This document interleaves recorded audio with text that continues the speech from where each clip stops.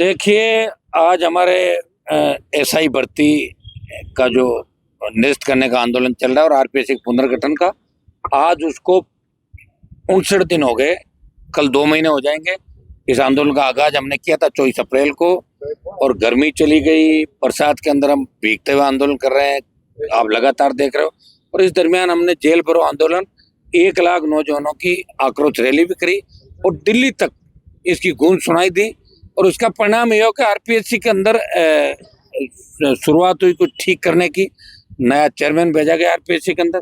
Chairman ठीक व्यक्ति को बनाया, सुलझा हुआ व्यक्ति है, लेकिन उनके मेंबर और जो पुरानी टीम है आरपीएससी की, हम चाहते हैं उनको निकाल फेंके। वो गंदगी जब तक वहाँ पूरी पड़ी है तो एक आदमी को काम नहीं करने देगी।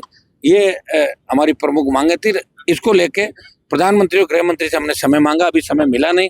दिल्ली कूच का भी हमारा कार्यक्रम कभी भी बन सकता है, दिल्ली कूच करेंगे, लेकिन इन दोनों मामलों के अंदर हम लोग जब तक लड़ेंगे, जब तक एसआई भर्ती रद्द नहीं हो जाती और आरपीएससी का पुनर्गठन नहीं हो जाता, हमारी मांगे मानी नहीं जाती। जो आपने सवाल पूछा आज छात्र संघ अध्यक्ष की गिरफ्तारी का, इसके अंदर जैसे ही सुबह मुझे मालूम हुआ तो मैंने तुरंत कमिश्नर से बात करी दूरभाष पे। अभिमन्यु पूनिया को तुरंत रिहा कर दिया और कमिश्नर ने बताया कि ये 2022 का मामला था जिसमें हमने गिरफ्तार किया। मुझे पहले लगा कि जो कल डॉक्टर राकेश बिश्नोई के लिए हम 7 दिन से वहां धरने पे बैठे थे, कल बड़ा कूच का हमारा वो ऐलान था, हजारों की तादाद के अंदर वहां बैठे हुए थे, और एक मुकदमा जो हमारे छात्र संघ अध्यक्ष और कुछ आरएलपी कार्यकर्ताओं पे दर्ज हुआ था, तो उस मामले के लिए हमने कल वार्ता के अंदर इनको ही भेजा था। यही लोग थे, एमएलए साहब भी थे और निर्मल भी था और सारी टीम थी, मंत्रियों के साथ वार्ता करके लोग आए थे। तो उसके अंदर तय हो गया था। और बाद में मैंने कमिश्नर को कहा कि भाई उस मुकदमे में कुछ भी नहीं, उन्होंने प्रॉमिस भी किया कि उस मुकदमे में कुछ भी नहीं होगा। ये कोई पुराना मामला था, लेकिन जो भी था ये गलत हुआ, मैं इसकी निंदा करता हूँ। और विश्वविद्यालय कैंपस में एग्जाम चलते हुए किसी छात्र संघ अध्यक्ष को गिरफ्तार किया जाए, कुलपति की कमजोरी है, ये विश्वविद्यालय की स्वायत्ता पे हमला है।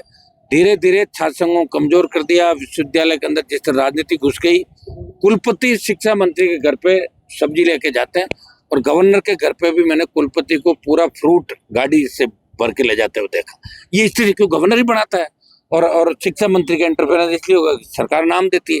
ये विधानसभा के अंदर भी मैंने बोला जब काली चरण जी थे कि इनके घर पे कुलपति सब्जी लेके जाता था।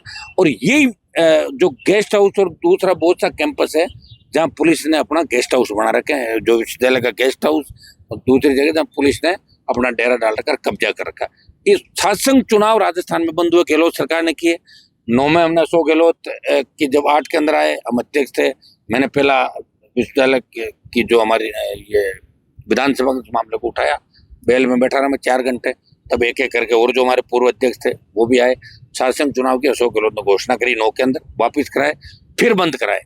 तो जब बंद कराए तो पिछली साल 23 के अंदर अगस्त सितंबर में छात्र संघ चुनाव राजस्थान में चालू कराने को लेके हमने राजस्थान में बड़ा आंदोलन चलाया। करीब 12 रैलियां मैंने राजस्थान के अंदर अलग अलग मुख्यालयों पर की, संभाग मुख्यालयों पे, अलग अलग विश्वविद्यालय, अलग अलग जो बड़े कॉलेज हैं। और जब छात्रों को यहाँ मैंने कहा कि आपको हुकार भरनी है, तब छात्र विद्यानगर स्टेडियम में छात्र नहीं आए, सिर्फ आरएलपी का कार्यकर्ता है। और हमने छात्र नेताओं को मंच पे बिठाया, हमारे विधायक नीचे बैठे, हमने कहा एक नई परिपाटी की शुरुआत करते हैं। तब राजस्थान का नौजवान नहीं समझा, तब राजस्थान का छात्र नहीं समझा कि छात्र संघों को कमजोर करने का परिणाम आगामी दिनों में ये होगा। ये एक एक करके और सबको मार रहे हैं। हमारे विपक्षी लोग भी इंतजार कर रहे हैं। कहीं मैं बैठ जाता हूँ, जब वो लोग कहते हैं कि आरएलपी का आंदोलन हो गया, कहीं कोई दूसरा बैठ जाता तो कहते उसका आंदोलन हो गया। आज कांग्रेस जितनी ताकत लगा रही सोशल मीडिया, सड़क पर नहीं, निर्मल की गिरफ्तारी के बाद आज कांग्रेस के तमाम नेता सोशल मीडिया पे जितनी ताकत लगा रहे हैं, वो ताकत इसलिए भी लगा रहे हैं कि पिछले 2-2.5 महीने से उनको कोई मामला मिला नहीं, क्योंकि इधर यहाँ मैं बैठा हूँ रोक के, उधर भी मैं ही था, तो करे तो क्या करे।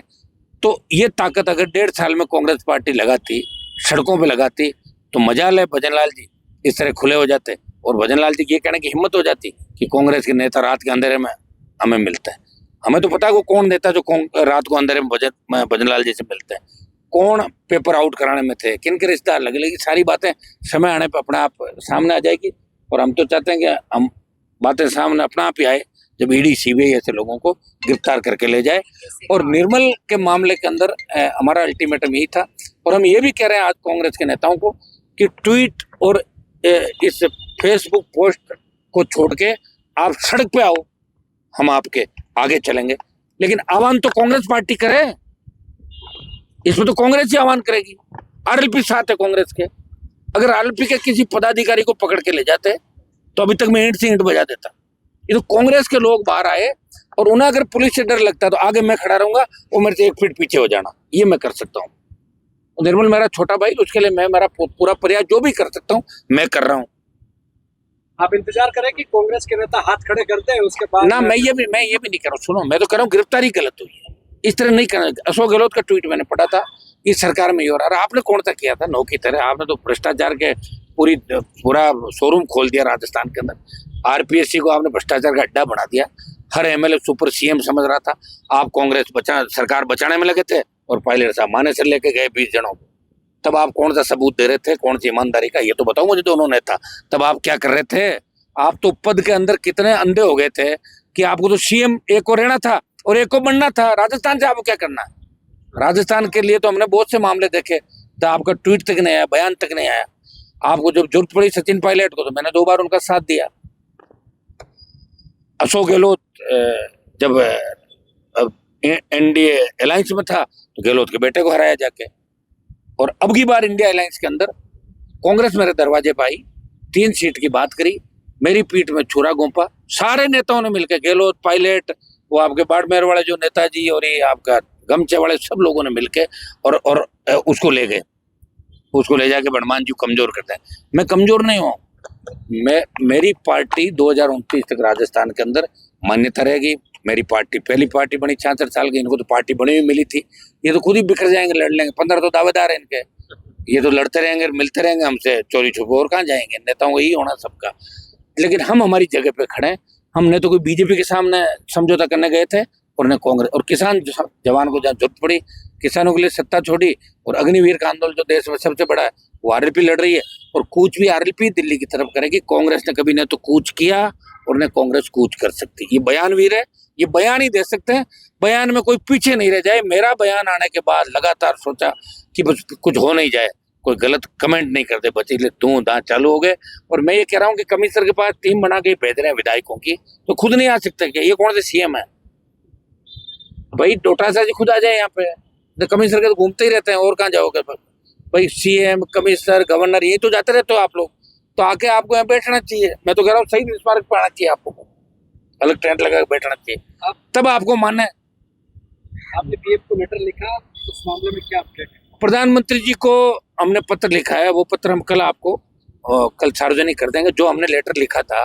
और उसके बाद प्रधानमंत्री जी का जो जवाब हमारे मेल पे आया था, और दोबारा मैसेज आएगा हम एक बार और आपको बताएं। उसके बाद अहमदाबाद का जो विमान हादसा और वो फॉरेन विदेश चले गए। लेकिन जो लेटर हमारा वो कल हम सार्वजनिक करेंगे। तो हमने लेटर क्या लिखा, वहां से जवाब क्या आया और आगे हमारी रणनीति क्या रहेगी। राजस्थान में भजन लाल की सरकार है, ब्राह्मण समाज से आते हैं। डॉक्टर रवि शर्मा की उदयपुर में करंट लगने से मौत हुई। वहाँ पर जाट समाज के जो लीडर्स है, या फिर यूँ कह लो कि वहाँ पर स्टूडेंट लीडर, जो रेजिडेंट डॉक्टर और दूसरे जो मेडिकल छात्र नेता है, वो सारे रवि शर्मा को न्याय दिलाने के लिए वहाँ बैठे हुए।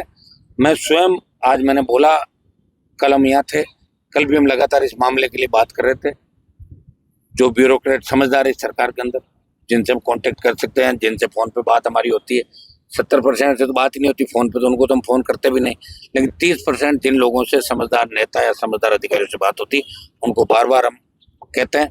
कल भी कहा, आज भी हमने कहा, वहाँ के कलेक्टर से भी बात करी और हमने कहा कि रीपोस्टमार्टम के साथ साथ मुआवजा, उनकी पत्नी को नौकरी, और जो लोग दोषी थे, करंट क्यों आया 3 महीने से, अगर फॉल्ट था वाटर कूलर तो वो क्यों ठीक नहीं किया गया, तो सारी चीज लेकर कार्रवाई करें। शाम तक अगर उस पर सहमति नहीं बनती है तो मैं कल हो सकता है उदयपुर, अगर मुझे बुलाएंगे तो मैं उदयपुर चला जाऊँ।